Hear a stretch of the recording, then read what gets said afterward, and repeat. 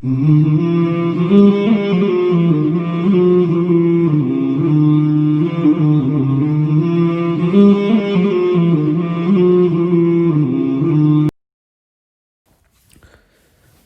کریم صلی اللہ تعالی علیہ وسلم کے شیر خواری کے ایام یعنی دودھ پینے کا زمانہ۔ سب سے پہلے حضور رحمت عالم صلی اللہ تعالی علیہ وسلم نے ابو لہب کی لونڈی حضرت ثویبہ کا دودھ نوش فرمایا، پھر اپنی والدہ ماجدہ حضرت آمنہ رضی اللہ تعالی عنہا کے دودھ سے سیراب ہوتے رہے، پھر حضرت حلیمہ سعدیہ رضی اللہ تعالی عنہا آپ کو اپنے ساتھ لے گئیں اور اپنے قبیلے میں رکھ کر آپ کو دودھ پلاتی رہیں، اور انہی کے پاس آپ صلی اللہ تعالی علیہ وسلم کے دودھ پینے کا زمانہ گزرا۔ شرفائے عرب کی عادت تھی کہ وہ اپنے بچوں کو دودھ پلانے کے لیے گرد و نواح دیہاتوں میں بھیج دیتے تھے۔ دیہات کی صاف ستھری آب و ہوا اور وہاں کی فصیح زبان میں بچوں کی تندرستی اور جسمانی صحت بھی اچھی ہو جاتی اور خالص اور فصیح عربی زبان بھی سیکھ جاتے تھے، کیونکہ شہر کی زبان باہر کے آدمیوں کے میل جول سے خالص اور فصیح و بلیغ زبان نہیں رہا کرتی۔ حضرت حلیمہ سعدیہ رضی اللہ تعالی عنہا کا بیان ہے کہ میں بنی سعد کی عورتوں کے ہمراہ دودھ پینے والے بچوں کی تلاش میں مکہ کو چلی۔ اس سال عرب میں بہت سخت کال پڑا ہوا تھا، میری گود میں ایک بچہ تھا، مگر فقر و فاقہ کی وجہ سے میری چھاتیوں میں اتنا دودھ نہ تھا جو اس کو کافی ہو سکے۔ رات بھر وہ بچہ بھوک سے تڑپتا اور روتا بلبلاتا رہتا تھا، اور ہم اس کی دلجوئی اور دلداری کے لیے تمام رات بیٹھ کر گزارتے تھے۔ ایک اونٹنی بھی ہمارے پاس تھی، مگر اس کے بھی دودھ نہ تھا۔ مکہ مکرمہ کے سفر میں جس خچر پر میں سوار تھی وہ بھی اس قدر لاغت تھا، کمزور تھا کہ قافلے والوں کے ساتھ نہ چل سکتا تھا۔ میرے ہمراہی بھی اس سے تنگ آ چکے تھے۔ بڑی بڑی مشکلوں سے یہ سفر طے ہوا۔ جب یہ قافلہ مکہ مکرمہ پہنچا تو جو عورت رسول اللہ صلی اللہ تعالی علیہ وسلم کو دیکھتی اور یہ سنتی کہ یہ یتیم ہے تو کوئی عورت آپ صلی اللہ تعالی وسلم کو لینے کے لیے تیار نہیں ہوتی تھی، کیونکہ بچے کے یتیم ہونے کے سبب سے زیادہ انعام و اکرام یا رقم ملنے کی امید نہیں تھی۔ حضرت حلیمہ سعدیہ رضی اللہ تعالی عنہا کی قسمت کا ستارہ ثریا سے زیادہ بلند اور چاند سے زیادہ روشن تھا۔ ان کے دودھ کی کمی ان کے لیے رحمت کی زیادتی کا باعث و سبب بن گئی، کیونکہ دودھ کم دیکھ کر کسی نے ان کو اپنا بچہ دینا گوارا نہ کیا۔ حضرت حلیمہ سعدیہ رضی اللہ تعالی عنہا نے اپنے شوہر حارث بن عبد العزیٰ سے کہا کہ یہ تو اچھا نہیں معلوم ہوتا کہ میں خالی ہاتھ واپس جاؤں، اس سے تو بہتر یہی ہے کہ میں اس یتیم ہی کو اپنے ساتھ لے چلوں۔ شوہر نے اس کو منظور کر لیا اور حضرت حلیمہ رضی اللہ تعالی عنہا اس در یتیم کو لے کر آئی، جس سے صرف حضرت حلیمہ رضی اللہ تعالی عنہا اور حضرت آمنہ رضی اللہ تعالی عنہا ہی کے گھر میں نہیں بلکہ کائنات عالم کے مشرق و مغرب میں اجالا ہونے والا تھا۔ یہ خداوند قدوس کا فضل عظیم ہی تھا کہ حضرت حلیمہ رضی اللہ تعالی عنہا کی سوئی ہوئی قسمت بیدار ہو گئی اور سرور کائنات صلی اللہ تعالی علیہ وسلم ان کی آغوش میں آ گئے۔ اپنے خیمے میں لا کر جب دودھ پلانے بیٹھی تو باران رحمت کی طرح برکات نبوت کا ظہور شروع ہو گیا۔ خدا کی شان دیکھیے کہ حضرت حلیمہ رضی اللہ تعالی عنہا کے مبارک پستان میں اس قدر دودھ اترا کہ رحمت عالم صلی اللہ تعالی علیہ وسلم نے بھی اور ان کے رضائی بھائی نے بھی خوب شکم سیر ہو کر دودھ پیا اور دونوں آرام سے سو گئے۔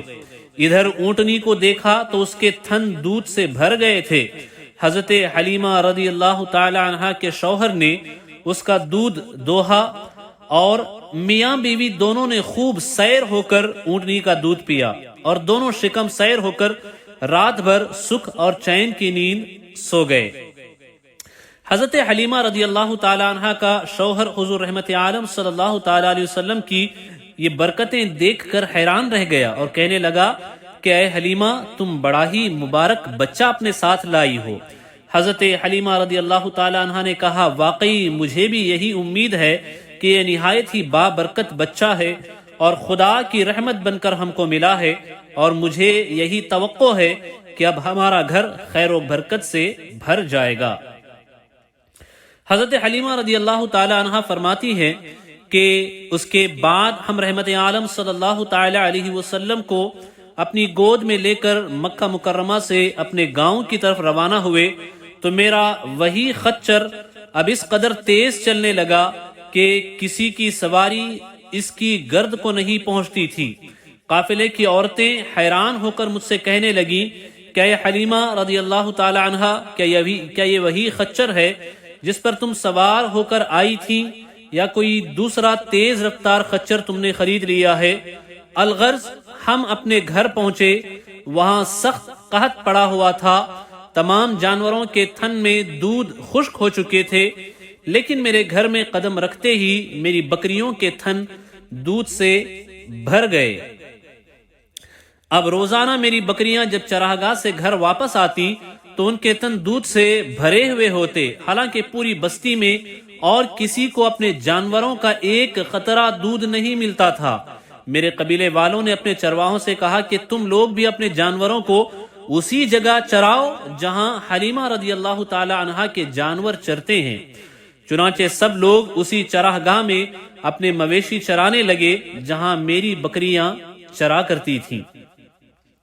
مگر یہاں تو چراگاہ اور جنگل کا کوئی عمل دخل ہی نہیں تھا۔ یہ تو رحمت عالم صلی اللہ تعالی علیہ وسلم کے برکات نبوت کا فیض تھا جس کو میں اور میرے شوہر کے سوا میری قوم کا کوئی شخص نہیں سمجھ سکتا تھا۔ الغرض اسی طرح ہر دم ہر قدم پر ہم برابر آپ صلی اللہ تعالی علیہ وسلم کی برکتوں کا مشاہدہ کرتے رہے، یہاں تک کہ 2 سال پورے ہو گئے اور میں نے آپ کا دودھ چھڑا دیا۔ آپ صلی اللہ تعالی وسلم کی تندرستی اور نشو نما کا حال دوسرے بچوں سے اتنا اچھا تھا کہ 2 سال میں آپ صلی اللہ تعالی علیہ وسلم خوب اچھے بڑے معلوم ہونے لگے۔ اب ہم دستور کے مطابق رحمت عالم صلی اللہ تعالی علیہ وسلم کو ان کی والدہ کے پاس لائے اور انہوں نے حسب توفیق ہم کو انعام و اکرام سے نوازا۔ گو قاعدے کے مطابق اب ہمیں رحمت عالم صلی اللہ تعالی علیہ وسلم کو اپنے پاس رکھنے کا کوئی حق نہیں تھا، مگر آپ صلی اللہ تعالی علیہ وسلم کی برکات نبوت کی وجہ سے ایک لمحے کے لیے بھی ہمیں آپ صلی اللہ علیہ وسلم کی جدائی گوارا نہیں تھی۔ عجیب اتفاق کہ اس سال مکہ معظمہ میں وبائی بیماری پھیلی ہوئی تھی، چنانچہ ہم نے اس وبائی بیماری کا بہانہ کر کے حضرت بی بی آمینہ رضی اللہ تعالی عنہا کو رضامند کر لیا، ان کو منا لیا، اور پھر ہم رحمت عالم صلی اللہ علیہ وسلم کو واپس اپنے گھر لے آئے، اور پھر ہمارا مکان رحمتوں اور برکتوں کی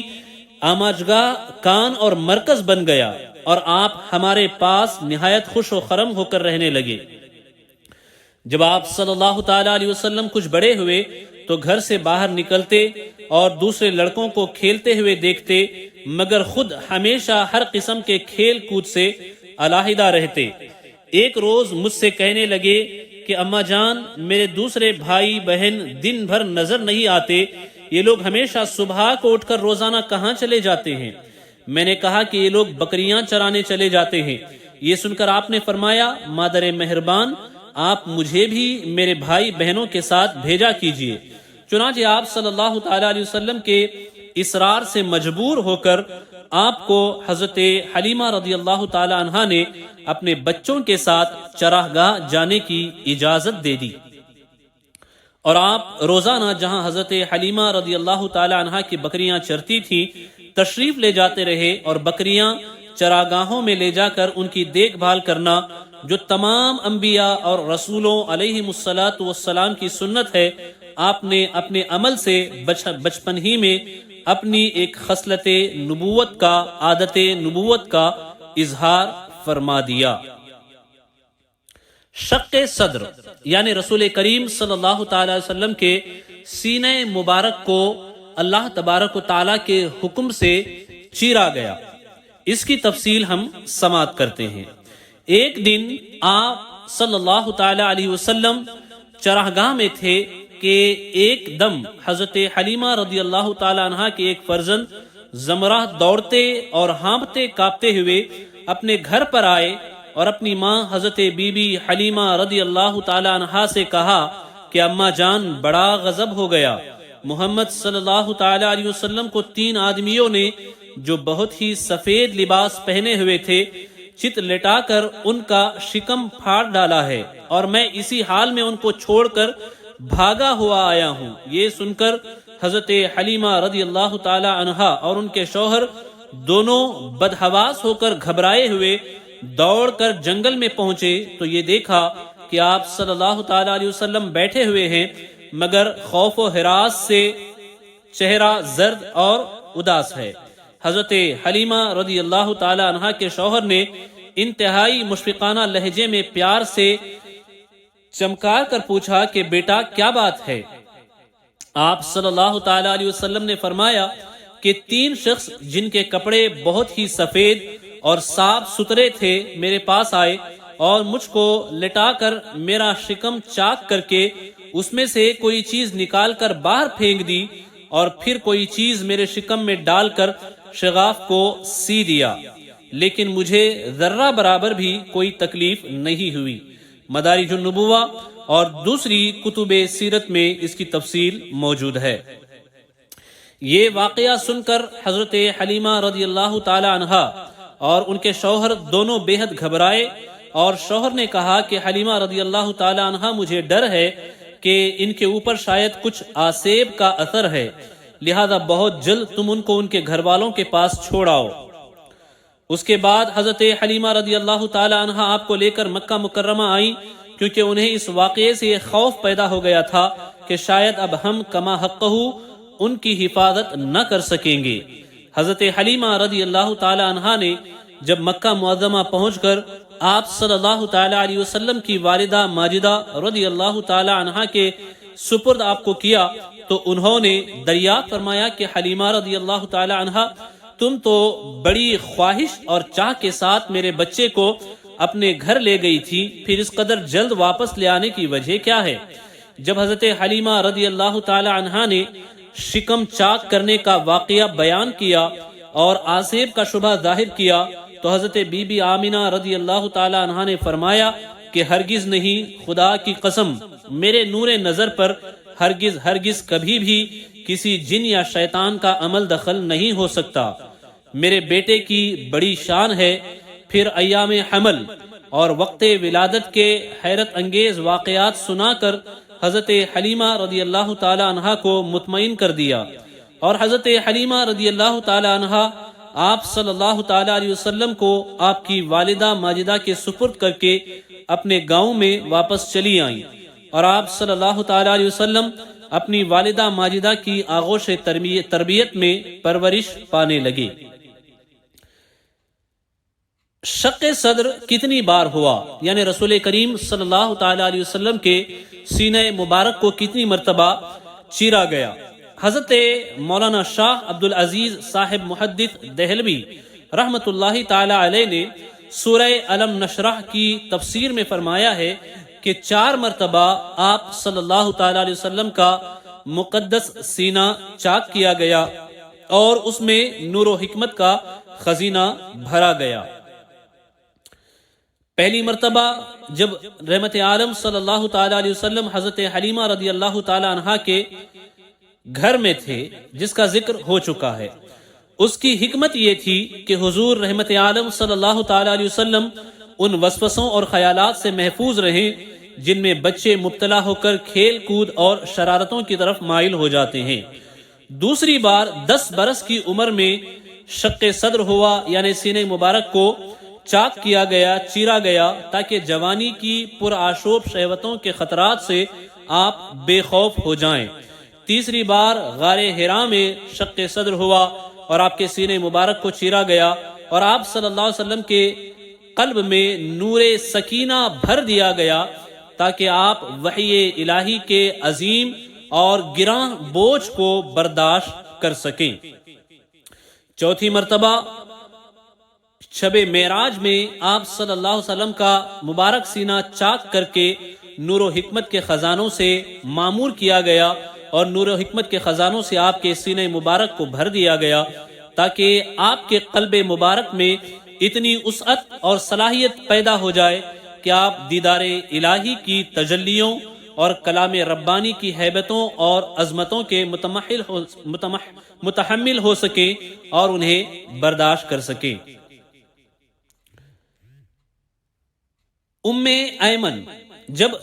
حضور اکرم صلی اللہ تعالی علیہ وسلم حضرت حلیمہ رضی اللہ تعالی عنہا کے گھر سے مکہ مکرمہ پہنچ گئے اور اپنی والدہ محترمہ کے پاس رہنے لگے تو حضرت ام ایمن جو آپ کے والد ماجد کی باندی تھی، آپ صلی اللہ تعالی علیہ وسلم کی خاطرداری اور خدمت گزاری میں دن رات جی جان سے مصروف رہنے لگی۔ ام ایمن کا نام برکہ ہے۔ یہ آپ صلی اللہ تعالی وسلم کو آپ کے والد رضی اللہ تعالی عنہ سے میراث میں ملی تھی۔ یہی آپ کو کھانا کھلاتی تھی، کپڑے پہناتی تھی، آپ کے کپڑے دھویا کرتی تھی، اور آپ صلی اللہ تعالی وسلم نے اپنے آزاد کردہ غلام حضرت زید بن حارثہ رضی اللہ تعالی عنہ سے ان کا نکاح کر دیا تھا، جن سے حضرت اسامہ ابن زید رضی اللہ عنہما کی ولادت ہوئی۔ نبی کریم صلی اللہ تعالی وسلم کی بچپن کی کچھ ادائیں۔ حضرت حلیمہ رضی اللہ تعالی عنہ کا بیان ہے کہ آپ صلی اللہ تعالی علیہ وسلم کا گہوارہ یعنی جھولا فرشتوں کے ہلانے سے ہلتا تھا، اور آپ بچپن میں چاند کی طرف انگلی اٹھا کر اشارہ فرماتے تھے تو چاند آپ صلی اللہ تعالی وسلم کی انگلی کے اشاروں پر حرکت کرتا تھا۔ جب آپ کی زبان کھلی تو سب سے اول جو کلام آپ کی زبان مبارک سے نکلا وہ یہ تھا، اللہ اکبر، اللہ اکبر، الحمدللہ رب العالمین، وسبحان اللہ بکرۃ و اصیلا۔ بچوں کی عادت کے مطابق کبھی بھی آپ صلی اللہ تعالی وسلم نے کپڑوں میں بول و براز یعنی پیشاب نہیں فرمایا، بلکہ ہمیشہ ایک معین وقت پر رفع حاجت فرماتے۔ اگر کبھی آپ صلی اللہ تعالی وسلم کی شرمگاہ کھل جاتی تو آپ رو رو کر فریاد کرتے، اور جب تک شرمگاہ نہ چھپ جاتی آپ صلی اللہ تعالی وسلم کو چین و قرار نہیں آتا تھا، اور اگر شرمگاہ چھپانے میں مجھ سے تاخیر ہو جاتی تو غیب سے کوئی آپ کی شرمگاہ کو چھپا دیتا۔ جب آپ اپنے پاؤں پر چلنے کے قابل ہوئے تو باہر نکل کر بچوں کو کھیلتے ہوئے دیکھتے، مگر خود کھیل کود میں شریک نہیں ہوتے تھے۔ لڑکے آپ کو کھیلنے کے لیے بلاتے تو آپ فرماتے کہ میں کھیلنے کے لیے نہیں پیدا کیا گیا ہوں۔ حضرت آمنہ رضی اللہ تعالی عنہا کی وفات کا بیان۔ حضور رحمت عالم صلی اللہ تعالی وسلم کی عمر شریف جب 6 برس کی ہو گئی تو آپ کی والدہ ماجدہ آپ صلی اللہ تعالی وسلم کو ساتھ لے کر مدینہ منورہ آپ کے ننیحال، دادا کے ننیحال بنو عدی بن نجار میں رشتہ داروں کی ملاقات یا اپنے شوہر کی قبر کی زیارت کے لیے تشریف لے گئیں۔ حضور رحمت عالم صلی اللہ علیہ وسلم کے والد ماجد کی باندی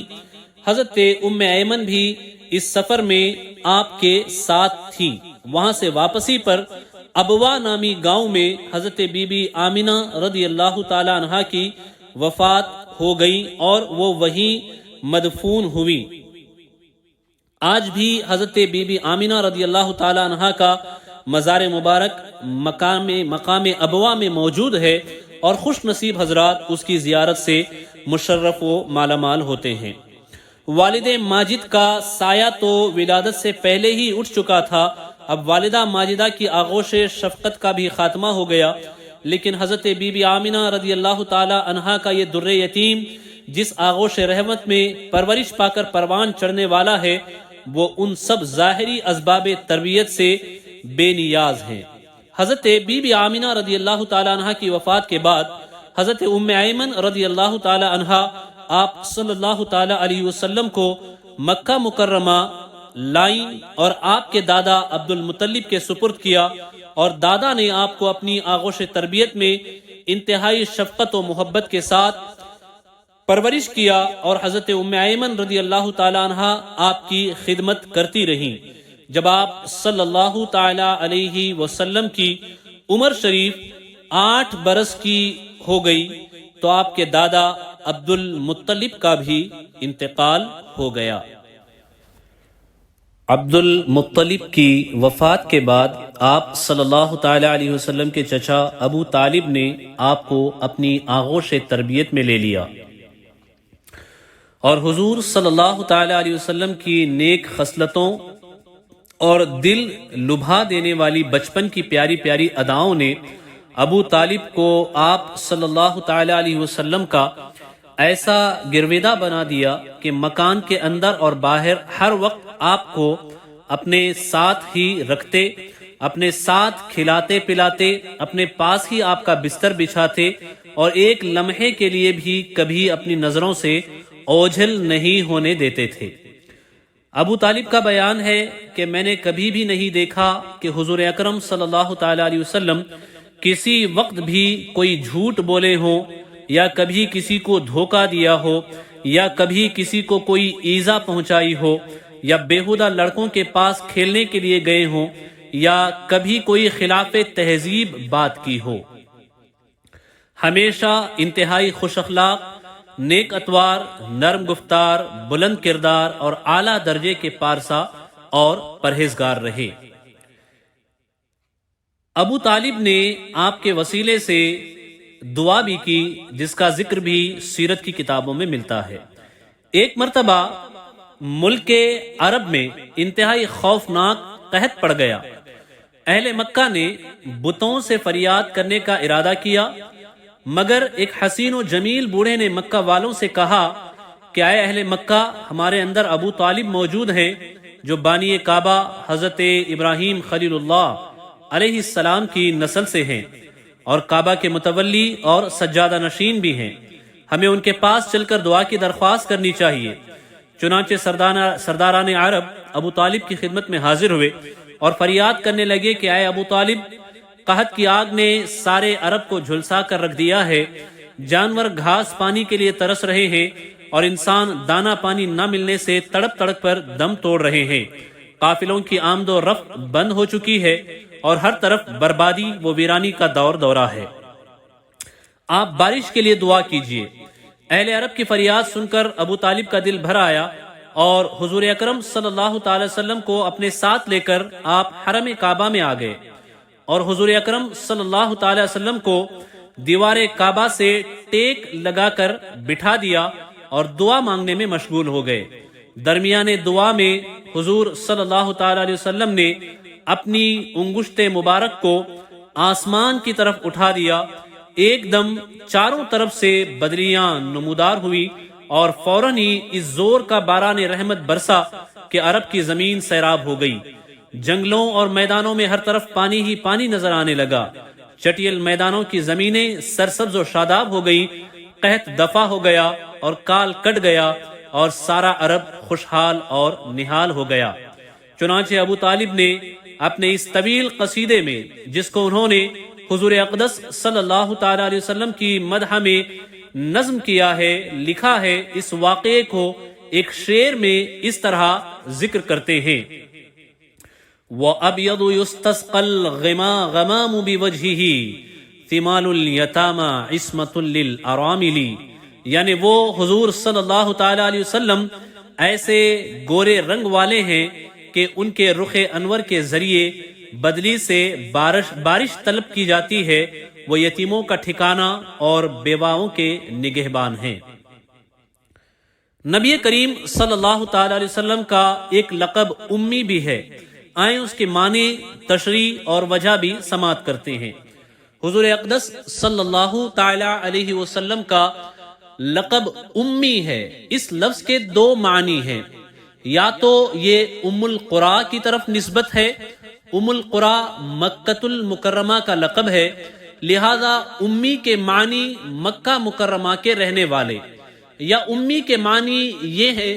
کہ آپ نے دنیا میں کسی انسان سے لکھنا پڑھنا نہیں سیکھا۔ یہ حضور اقدس صلی اللہ تعالی علیہ وسلم کا بہت ہی عظیم الشان معجزہ ہے کہ دنیا میں کسی نے بھی آپ کو نہیں پڑھایا اور نہ ہی لکھایا، مگر خداوند قدوس نے آپ کو اس قدر علم عطا فرمایا کہ آپ کا سینہ اولین و آخرین کے علوم و معارف کا خزینہ بن گیا، اور آپ پر ایسی کتاب نازل ہوئی جس کی شان تبیان لکل شیء، ہر چیز کا روشن بیان ہے۔ حضرت مولانا جامی رحمت اللہ تعالی علیہ نے بہت ہی خوب فرمایا ہے، جس کا ترجمہ یہ ہے: اے محبوب صلی اللہ تعالی علیہ وسلم، نہ کبھی آپ مکتب میں گئے نہ لکھنا سیکھا، مگر اپنے چشم و ابرو کے اشارے سے سینکڑوں مدرسوں کو سبق پڑھا دیا۔ ظاہر ہے کہ جس کا استاد اور تعلیم دینے والا خلاق عالم ہو، بھلا اس کو کسی اور استاد سے تعلیم حاصل کرنے کی کیا ضرورت ہوگی؟ اعلی حضرت فاضل بریلوی قدس سرہ العزیز نے ارشاد فرمایا: ایسا امی کس لیے منت کش استاد ہو، کیا کفایت اس کو اقرا رب الاکرم نہیں، ربک الاکرم نہیں۔ آپ صلی اللہ تعالی علیہ وسلم نے آپ صلی اللہ تعالی وسلم کے امی لقب ہونے کا حقیقی راز کیا ہے؟ اس کو تو خداوند علام الغیوب کے سوا کوئی اور بتا نہیں سکتا، کوئی اور بیان نہیں کر سکتا، لیکن بظاہر اس میں چند حکمتیں اور فوائد معلوم ہوتے ہیں۔ سب سے پہلی حکمت یہ کہ تمام دنیا کو علم و حکمت سکھانے والے حضور اقدس صلی اللہ تعالی علیہ وسلم ہو، اور آپ صلی اللہ علیہ وسلم کا استاد صرف خداوند عالم ہی ہو۔ کوئی انسان آپ کا استاد نہ ہوتا کہ کبھی کوئی یہ نہ کہہ سکے کہ پیغمبر تو میرا پڑھایا ہوا ہے، پیغمبر تو میرا شاگرد ہے۔ دوسری حکمت یہ کہ کوئی شخص کبھی یہ خیال نہ کر سکے کہ فلاں آدمی حضور رحمت عالم صلی اللہ تعالی وسلم کا استاد تھا تو شاید وہ حضور صلی اللہ تعالی علیہ وسلم سے زیادہ علم والا ہوگا۔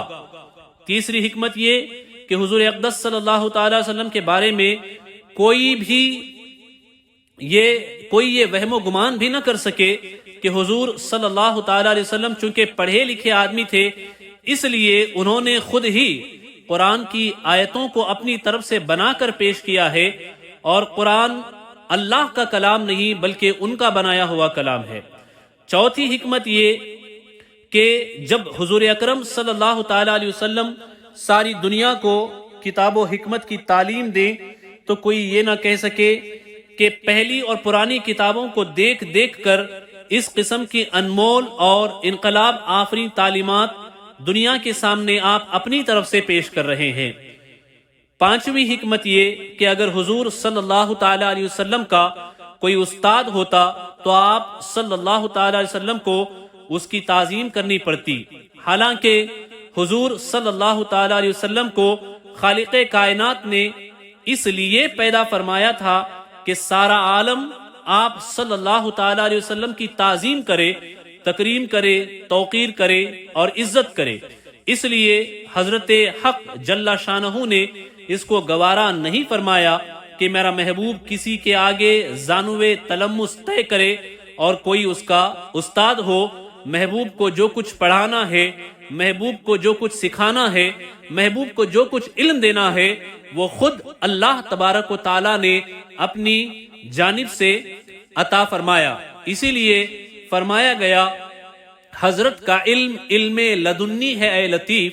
حضرت کا علم علم لدنی ہے اے لطیف۔ حضرت وہیں سے آئے ہیں لکھے پڑھے ہوئے، ان کو دنیا کی کسی طاقت نے نہ پڑھایا نہ لکھایا، بلکہ انہیں ان کے رب، ان کے مالک، ان کے خالق پروردگار عالم نے پڑھایا۔ وہی آپ کا استاد ہے، وہی آپ کا معلم ہے۔ اب آئیں نبی کریم صلی اللہ تعالی علیہ وسلم نے جو سفر فرمائے ان اسفار کے حوالے سے کچھ تفصیل جاننے کی سعادت حاصل کرتے ہیں۔ جب حضور صلی اللہ تعالی علیہ وسلم کی عمر شریف 12 برس کی ہوئی تو اس وقت ابو طالب نے تجارت کی غرض سے ملک شام کا سفر کیا۔ ابو طالب کو چونکہ حضور صلی اللہ تعالی علیہ وسلم سے بہت ہی والہانہ محبت تھی، اس لیے وہ آپ کو بھی اپنے ساتھ اس سفر میں اپنے ہمراہ لے گئے۔ حضور اقدس صلی اللہ تعالی علیہ وسلم نے اعلان نبوت سے قبل 3 بار تجارتی سفر فرمائے۔ 2 مرتبہ ملک شام گئے اور 1 مرتبہ یمن تشریف لے گئے۔ یہ ملک شام کا پہلا سفر ہے۔ اس سفر کے دوران بصرہ میں بحیرہ راہب عیسائی سادھو کے پاس آپ کا قیام ہوا۔ اس نے توریت اور انجیل میں بیان کی ہوئی نبی آخر الزمان کی نشانیوں سے آپ صلی اللہ تعالی وسلم کو دیکھتے ہی پہچان لیا، اور بہت عقیدت اور احترام کے ساتھ اس نے آپ کے قافلے والوں کی دعوت کی اور ابو طالب سے کہا کہ یہ سارے جہان کے سردار اور رب العالمین کے رسول ہیں، جن کو خدا عز و جل نے رحمت للعالمین بنا کر بھیجا ہے۔ میں نے دیکھا ہے کہ شجر و حجر ان کو سجدہ کرتے ہیں اور ابر ان پر سایہ کرتا ہے، اور ان کے دونوں شانوں کے درمیان مہر نبوت ہے۔ اس لیے تمہارے اور ان کے حق میں یہی بہتر ہوگا کہ اب تم ان کو لے کر آگے نہ جاؤ اور اپنا مال تجارت یہیں فروخت کر کے بہت جلد مکہ چلے جاؤ، کیونکہ ملک شام میں یہودی لوگ ان کے بہت بڑے دشمن ہیں۔ وہاں پہنچتے ہی وہ لوگ ان کو شہید کر ڈالیں گے۔ بحیرہ راہب کے کہنے پر ابو طالب کو خطرہ محسوس ہونے لگا، چنانچہ انہوں نے وہیں اپنی تجارت کا مال فروخت کیا، بیچ دیا، اور بہت جلد حضور رحمت عالم صلی اللہ تعالی علیہ وسلم کو اپنے ساتھ لے کر مکہ مکرمہ واپس آ گئے۔ بحیرہ راہب نے چلتے وقت انتہائی عقیدت کے ساتھ آپ کو سفر کا کچھ توشہ بھی عنایت فرمایا۔ ترمذی شریف جلد دوم باب ما جاء فی بدء نبوت النبی صلی اللہ تعالی علیہ وسلم میں اس کا بیان موجود ہے۔ اب آئیں نبی کریم صلی اللہ تعالی علیہ وسلم کے اعلان نبوت سے پہلے کچھ کارنامے جو سنہری حروف میں لکھے جانے کے قابل ہیں ان کو بیان کیا جائے، اور ہم انہیں سن کر اپنے دلوں میں نبی کریم صلی اللہ تعالی وسلم کی محبت و عظمت میں اضافہ کر سکیں۔ جنگ فجار۔ اسلام سے پہلے عربوں میں لڑائیوں کا ایک طویل سلسلہ جاری تھا۔ انہی لڑائیوں میں سے ایک مشہور لڑائی جنگ فجار کے نام سے مشہور ہے۔ عرب کے لوگ ذوالقعدہ، ذوالحجہ، محرم اور رجب، ان 4 مہینوں کا بے حد احترام کرتے تھے، اور ان مہینوں میں لڑائی کرنے کو گناہ جانتے تھے، یہاں تک کہ عام طور پر ان مہینوں میں لوگ تلواروں کو نیام میں رکھ دیتے تھے اور نیزوں کی برچھیاں اتار لیتے تھے، مگر اس کے باوجود کبھی کبھی کچھ ایسے ہنگامی حالات درپیش ہو گئے کہ مجبوراً ان مہینوں میں بھی لڑائیاں کرنی پڑی، تو ان لڑائیوں کو اہل عرب نے حروب فجار یعنی گناہ کی لڑائیاں قرار دیا، اور یہ اسی نام سے جانی جانے لگی۔ سب سے آخری جنگ فجار جو قریش اور قیس کے قبیلوں کے درمیان میں ہوئی، اس وقت حضور صلی اللہ تعالی علیہ وسلم کی عمر شریف 20 برس کی تھی۔ چونکہ قریش اس جنگ میں حق پر تھے، اس لیے ابو طالب وغیرہ اپنے چچاؤں کے ساتھ آپ نے بھی اس جنگ میں شرکت فرمائی، مگر کسی پر ہتھیار نہیں اٹھایا، صرف اتنا ہی کیا کہ اپنے چچاؤں کو تیر اٹھا اٹھا کر دیتے رہے۔ اس لڑائی میں پہلے قیس پھر قریش غالب آئے، اور آخرکار صلح پر اس لڑائی کا خاتمہ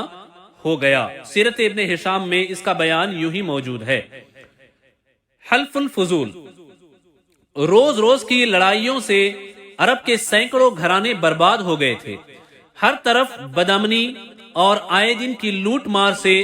ملک کا امن و امان غارت ہو چکا تھا۔ کوئی شخص اپنی جان و مال کو محفوظ نہیں سمجھتا تھا، نہ دن کو چین نہ رات کو آرام۔ اس وحشتناک صورتحال سے تنگ آ کر کچھ صلح پسند لوگوں نے جنگ فجار کے خاتمے کے بعد ایک اصلاحی تحریک چلائی۔ چنانچہ بنو ہاشم، بنو زہرہ بنو اسد وغیرہ قبائل قریش کے بڑے بڑے سرداران عبداللہ بن جدعان کے مکان پر جمع ہوئے، اور حضور صلی اللہ تعالی علیہ وسلم کے چچا زبیر بن عبد المطلب نے یہ تجویز پیش کی کہ موجودہ حالات کو سدھارنے کے لیے کوئی معاہدہ کرنا چاہیے۔ چنانچہ خاندان قریش کے سرداروں نے بقائے باہم کے اصول پر جیو اور جینے دو کے قسم کا ایک معاہدہ کیا اور حلف اٹھا کر عہد کیا کہ ہم لوگ ملک سے بے امنی دور کریں گے۔ انہوں نے 5 باتوں کے حوالے سے معاہدہ کیا، قسم اٹھائی اور حلف لیا۔ وہ 5 باتیں یہ ہیں: نمبر 1، ملک سے بد امنی دور کریں گے۔ نمبر 2، مسافروں کی حفاظت کریں گے۔ نمبر 3، غریبوں کی امداد کرتے رہیں گے۔ نمبر 4، مظلوم کی حمایت کریں گے۔ نمبر 5، کسی ظالم یا غاصب کو مکہ میں نہیں رہنے دیں گے۔ اس معاہدے میں حضور اقدس صلی اللہ تعالی علیہ وسلم بھی شریک ہوئے، اور آپ کو یہ معاہدہ اس قدر عزیز تھا کہ اعلان نبوت کے بعد آپ صلی اللہ تعالی علیہ وسلم فرمایا کرتے تھے کہ اس معاہدے سے مجھے اتنی خوشی ہوئی کہ اگر اس معاہدے کے بدلے کوئی مجھے سرخ رنگ کے اونٹ بھی دے دیتا تو مجھے اتنی خوشی نہیں ہوتی۔ اور آج اسلام میں بھی اگر کوئی مظلوم یا اعلی حلف الفضول کہہ کر مجھے مدد کے لیے پکارے تو میں اس کی مدد کے لیے تیار ہوں۔ اس تاریخی معاہدے کو حلف الفضول اس لیے کہتے ہیں کہ قریش کے اس معاہدے سے بہت پہلے مکہ میں قبیلے جرہم کے سرداروں کے درمیان بھی بالکل ایسا ہی ایک معاہدہ ہوا تھا، اور چونکہ قبیلے جرہم کے وہ لوگ جو اس معاہدے کے محرک تھے ان سب لوگوں کا نام فضل تھا، یعنی فضل بن حارث اور فضل بن وداع اور فضل بن فضالہ، اس لیے اس معاہدے کا نام حلف الفضول رکھ دیا گیا، یعنی ان چند آدمیوں کا معاہدہ جن کا نام فضل تھا۔ ملک شام کا دوسرا سفر۔ اب آئیے نبی کریم صلی اللہ تعالی وسلم نے ملک شام کا جو دوسرا سفر فرمایا اس کی کچھ تفاصیل جاننے کی سعادت حاصل کرتے ہیں۔ جب آپ صلی اللہ تعالی علیہ وسلم کی عمر شریف تقریباً 25 سال کی ہوئی تو آپ کی امانت و صداقت کا چرچا دور دور تک پہنچ چکا تھا۔ حضرت خدیجہ رضی اللہ تعالی عنہا مکہ کی ایک بہت ہی مالدار عورت تھی، ان کے شوہر کا انتقال ہو چکا تھا، ان کو ضرورت تھی کہ کوئی امانت دار آدمی مل جائے تو اس کے ساتھ اپنی تجارت کا مال و سامان ملک شام بھیجیں۔ چنانچہ ان کی نظر انتخاب نے اس کام کے لیے حضور صلی اللہ تعالی علیہ وسلم کو منتخب کیا اور کہلا بھیجا کہ آپ صلی اللہ تعالی علیہ وسلم میرا مال تجارت لے کر ملک شام جائیں، جو معاوضہ میں دوسروں کو دیتی ہوں، آپ صلی اللہ تعالی علیہ وسلم کی امانت و دیانت داری کی بنا پر میں آپ کو اس کا دوگنا معاوضہ دوں گی۔ حضور اکرم صلی اللہ تعالی علیہ وسلم نے ان کی درخواست منظور فرما لی اور تجارت کا مال و سامان لے کر ملک شام کو روانہ ہو گئے۔ اس سفر میں حضرت خدیجہ رضی اللہ تعالی عنہا نے اپنے ایک معتمد غلام میسرہ کو بھی آپ صلی اللہ تعالی وسلم کے ساتھ روانہ کر دیا تاکہ وہ آپ کی خدمت کرتا رہے۔ جب آپ صلی اللہ تعالی علیہ وسلم ملک شام کے مشہور شہر بصرہ کے بازار میں پہنچے تو وہاں نستورہ راہب کی خانقاہ کے قریب میں ٹھہرے۔ نستورہ میسرہ کو بہت پہلے سے جانتا تھا۔ حضور اکرم صلی اللہ تعالی علیہ وسلم کی صورت دیکھتے ہی نستورہ راہب میسرہ کے پاس آیا اور دریافت کیا کہ اے میسرہ، یہ کون شخص ہیں جو اس درخت کے نیچے اتر پڑے ہیں؟ میسرہ نے جواب دیا کہ یہ مکہ کے رہنے والے ہیں اور خاندان بنو ہاشم کے چشم و چراغ ہیں۔ ان کا نام نامی، اسم گرامی محمد اور ان کا لقب امین ہے۔ نستورہ نے کہا کہ سوائے نبی کے اس درخت کے نیچے آج تک کبھی کوئی نہیں اترا، اس لیے مجھے یقین کامل ہے کہ نبی آخر الزماں صلی اللہ علیہ وسلم یہی ہیں، کیونکہ آخری نبی کی تمام نشانیاں جو میں نے توریت اور انجیل میں پڑھی ہیں وہ سب میں ان میں دیکھ رہا ہوں۔ کاش میں اس وقت زندہ رہتا جب یہ اپنی نبوت کا اعلان کریں گے تو میں ان کی بھرپور مدد کرتا اور پوری جانثاری کے ساتھ ان کی خدمت گزاری میں اپنی تمام عمر گزار دیتا۔ اے میسرہ، میں تم کو نصیحت اور وصیت کرتا ہوں کہ خبردار ایک لمحے کے لیے بھی تم ان سے جدا نہ ہونا اور انتہائی خلوص و عقیدت کے ساتھ ان کی خدمت کرتے رہنا، کیونکہ اللہ تعالیٰ نے ان کو خاتم النبیین یعنی سارے نبیوں میں سب سے آخری نبی ہونے کا شرف عطا فرمایا ہے۔ حضور رحمت عالم صلی اللہ تعالی علیہ وسلم بصرہ کے بازار میں بہت جلد تجارت کا مال فروخت کر کے مکہ مکرمہ واپس آ گئے۔ واپسی میں جب آپ کا قافلہ شہر مکہ میں داخل ہونے لگا تو حضرت بی بی خدیجہ رضی اللہ تعالی عنہا ایک بالا خانے پر بیٹھی ہوئی قافلے کی آمد کا منظر دیکھ رہی تھی۔ جب ان کی نظر حضور اکرم صلی اللہ تعالی علیہ وسلم پر پڑی تو انہیں ایسا نظر آیا کہ دو فرشتے آپ صلی اللہ تعالی علیہ وسلم کے سر پر دھوپ سے سایہ کیے ہوئے ہیں۔ حضرت خدیجہ رضی اللہ تعالی عنہ کے قلب پر اس نورانی منظر کا ایک خاص اثر ہوا اور وہ فرط عقیدت سے انتہائی والہانہ محبت کے ساتھ یہ حسین جلوہ دیکھتی رہیں۔ پھر اپنے غلام میسرہ سے انہوں نے کئی دن کے بعد اس کا ذکر کیا تو میسرہ نے بتایا کہ میں تو پورے سفر میں یہی منظر دیکھتا رہا ہوں، اور اس کے علاوہ میں نے بہت سی عجیب و غریب باتوں کا مشاہدہ کیا ہے۔ پھر میسرہ نے نستورہ راہب کی گفتگو اور اس کی عقیدت و محبت کا تذکرہ بھی کیا۔ یہ سن کر حضرت بی بی خدیجہ رضی اللہ تعالی عنہا کو آپ صلی اللہ تعالی علیہ وسلم سے بے پناہ قلبی تعلق اور بے حد عقیدت و محبت ہو گئی، اور یہاں تک کہ ان کا دل جھک گیا کہ انہیں آپ صلی اللہ تعالی وسلم سے نکاح کی رغبت ہونے لگی۔ نبی کریم صلی اللہ تعالی علیہ وسلم کا نکاح۔ حضرت بی بی خدیجہ کبریٰ رضی اللہ تعالی عنہا مال و دولت کے ساتھ انتہائی شریف اور عفت مآب خاتون تھی۔ اہل مکہ ان کی پاک دامانی اور پارسائی کی وجہ سے ان کو طاہرہ پاک باز کہا کرتے تھے۔ ان کی عمر 40 سال کی ہو چکی تھی۔ پہلے ان کا نکاح ابو حالہ بن زرارہ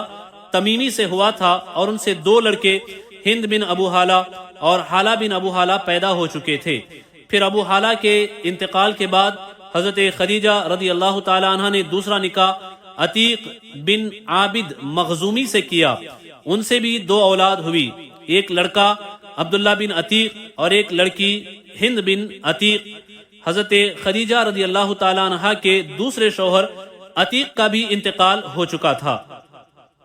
بڑے بڑے سرداران قریش ان کے ساتھ عقد نکاح کے خواہش مند تھے، لیکن انہوں نے سب پیغاموں کو ٹھکرا دیا، مگر حضور اقدس صلی اللہ تعالی علیہ وسلم کے پیغمبرانہ اخلاق و عادات کو دیکھ کر اور آپ صلی اللہ تعالی وسلم کے حیرت انگیز حالات کو سن کر یہاں تک ان کا دل آپ کی طرف مائل ہو گیا کہ خود بخود ان کے قلب میں آپ سے نکاح کی رغبت پیدا ہو گئی۔ کہاں تو بڑے بڑے مالداروں اور شہر مکہ کے سرداروں کے پیغاموں کو رد کر چکی تھی اور یہ طے کر چکی تھی کہ اب 40 برس کی عمر میں تیسرا نکاح نہیں کروں گی، اور کہاں خود ہی حضور صلی اللہ تعالی وسلم کی پھوپھی حضرت صفیہ رضی اللہ تعالی عنہ کو بلایا جو ان کے بھائی عوام بن خویلد کی بیوی تھی۔ ان سے حضور اکرم صلی اللہ تعالی وسلم کے کچھ ذاتی حالات کے بارے میں مزید معلومات حاصل کی۔ پھر نفیسہ بنت امیہ کے ذریعے خود ہی حضور پاک صلی اللہ تعالی علیہ وسلم کے پاس نکاح کا پیغام بھیجا۔ مشہور امام سیرت محمد بن اسحاق نے لکھا ہے کہ اس رشتے کو پسند کرنے کی جو وجہ حضرت خدیجہ رضی اللہ تعالی عنہا نے خود حضور صلی اللہ تعالی علیہ وسلم سے بیان کی ہے، وہ خود ان کے الفاظ میں یہ ہے: انی قد رغبت فیک لحسن خلقک وصدق حدیثک، یعنی میں نے آپ صلی اللہ تعالی علیہ وسلم کے اچھے اخلاق اور آپ صلی اللہ تعالی وسلم کی سچائی کی وجہ سے آپ کو پسند کیا۔ حضور صلی اللہ تعالی علیہ وسلم نے اس رشتے کو اپنے چچا ابو طالب اور خاندان کے دوسرے بڑے بوڑھوں کے سامنے پیش فرمایا، بھلا حضرت خدیجہ رضی اللہ تعالیٰ عنہ جیسی پاک دامن، شریف، عقل مند اور مالدار عورت سے شادی کرنے کو کون نہ کہتا۔ سارے خاندان والوں نے نہایت خوشی کے ساتھ اس رشتے کو منظور کر لیا اور نکاح کی تاریخ مقرر ہوئی، اور حضور صلی اللہ تعالیٰ علیہ وسلم، حضرت حمزہ رضی اللہ تعالیٰ عنہ اور ابو طالب وغیرہ اپنے چچاؤں اور خاندان کے دوسرے افراد اور شرفائے بنی ہاشم وہ سرداران مدر کو اپنی بارات میں لے کر حضرت بی بی خدیجہ رضی اللہ تعالیٰ عنہا کے مکان پر تشریف لے گئے اور نکاح ہوا۔ اس نکاح کے وقت ابو طالب نے نہایت ہی فصیح و بلیغ خطبہ پڑھا۔ اس خطبے سے بہت اچھی طرح اس بات کا اندازہ ہو جاتا ہے کہ اعلان نبوت سے پہلے آپ کے خاندانی بڑے بوڑھوں کا آپ صلی اللہ تعالی علیہ وسلم کے متعلق کیسا خیال تھا، اور آپ کے اخلاق و عادات نے ان لوگوں پر کیسا اثر ڈالا تھا۔ ابو طالب کا یہ خطبہ، اس کا اردو ترجمہ ہم آپ کی نظر کرتے ہیں۔ تمام تعریفیں اس خدا کے لیے ہے جس نے ہم لوگوں کو حضرت ابراہیم علیہ السلام کی نسل اور حضرت اسماعیل علیہ السلام کی اولاد میں بنایا، اور ہم کو معد اور مضر کے خاندانوں میں پیدا فرمایا، اور اپنے گھر کعبہ کا نگہبان اور اپنے حرم کا منتظم بنایا، اور ہم کو علم و حکمت والا گھر اور امن والا حرم عطا فرمایا، اور ہم کو لوگوں پر حاکم بنایا۔ یہ میرے بھائی کا فرزند محمد بن عبداللہ ہے۔ یہ ایک ایسا جوان ہے کہ قریش کے جس شخص کا بھی اس کے ساتھ موازنہ کیا جائے یہ اس سے ہر شان میں بڑھا ہوا ہی رہے گا۔ ہاں، مال اس کے پاس کم ہے، لیکن مال تو ایک ڈھلتی ہوئی چھاؤں اور عدل بدل ہونے والی چیز ہے۔ اما بعد، میرا بھتیجا محمد صلی اللہ علیہ وسلم وہ شخص ہے جس کے ساتھ میری قرابت اور قربت و محبت کو تم لوگ اچھی طرح جانتے ہو۔ وہ خدیجہ بنت خویلد رضی اللہ تعالی عنہا سے نکاح کرتا ہے اور میرے مال میں سے 20 اونٹ مہر مقرر کرتا ہے، اور اس کا مستقبل بہت ہی تابناک، عظیم الشان اور جلیل القدر ہے۔ امام زرقانی نے شرح مواہب میں اس خطبے کا ذکر بھی فرمایا ہے۔ جب ابو طالب اپنا یہ ولولہ انگیز خطبہ ختم کر چکے تو حضرت بی بی خدیجہ رضی اللہ تعالی عنہ کے چچازاد بھائی ورقہ بن نوفل نے بھی کھڑے ہو کر ایک شاندار خطبہ پڑھا، جس کا مضمون کچھ اس طریقے سے ہے: خدا ہی کے لیے حمد ہے جس نے ہم کو ایسا ہی بنایا جیسا کہ ابو طالب آپ نے ذکر کیا، اور ہمیں وہ تمام فضیلتیں عطا فرمائی ہیں جن کو آپ نے شمار کیا۔ بلا شبہ ہم لوگ عرب کے پیشوا اور سردار ہیں، اور آپ لوگ بھی تمام فضائل کے اہل ہیں۔ کوئی قبیلہ آپ لوگوں کے فضائل کا انکار نہیں کر سکتا، اور کوئی شخص آپ لوگوں کے فخر و شرف کو رد نہیں کر سکتا، اور بے شک ہم لوگوں نے نہایت ہی رغبت کے ساتھ آپ لوگوں کے ساتھ ملنے اور رشتہ میں شامل ہونے کو پسند کیا۔ لہذا اے قریش، تم گواہ رہو کہ خدیجہ بنت خویلد رضی اللہ تعالی عنہا کو میں نے محمد ابن عبداللہ صلی اللہ علیہ وسلم کی زوجیت میں دیا 400 مثقال مہر کے بدلے۔ غرض حضرت بی بی خدیجہ رضی اللہ تعالی عنہا کے ساتھ حضور صلی اللہ تعالی علیہ وسلم کا نکاح ہو گیا، اور حضور محبوب خدا صلی اللہ تعالی وسلم کا خانہ معیشت ازدواج زندگی کے ساتھ آباد ہو گیا۔